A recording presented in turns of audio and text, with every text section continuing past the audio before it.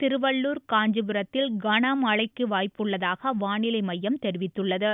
தென்மேற்கு வங்கக்கடலில் உருவான வர்தா புயல் சென்னைக்கு கிழக்கே 440 கிலோமீட்டர் தொலைவில் உள்ளது.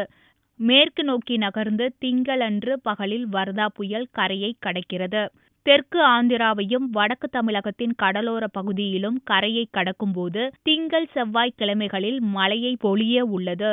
இதுகுறித்து ஞாயிறன்று பிற்பகலில் செய்தியாளர்களை சந்தித்த சென்னை மண்டல வானிலை இயக்குநர் பாலச்சந்திரன், சென்னை, காஞ்சிபுரம், திருவள்ளூர் மாவட்டங்களில் கனமழை மற்றும் மிக கனமழை பெய்ய வாய்ப்புள்ளது என்றும், கடல் காற்று 40 இருந்து 50 கிலோமீட்டர் வேகத்திலும், புயல் கரையை கடக்கும்போது 80 முதல் 90 கிலோமீட்டர் வேகத்திலும் வீசும் என்றும் தெரிவித்தார்.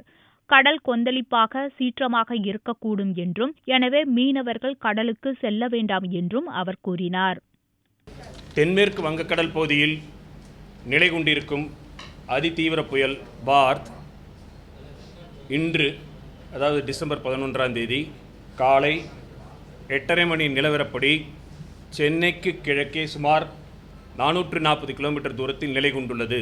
12ஆம் தேதி பிற்பகலில் தெற்கு ஆந்திரா, வடக்கு தமிழகத்தின் கடலோர பகுதியில் சென்னைக்கு மிக அருகில் கரையை கடக்கக்கூடும்.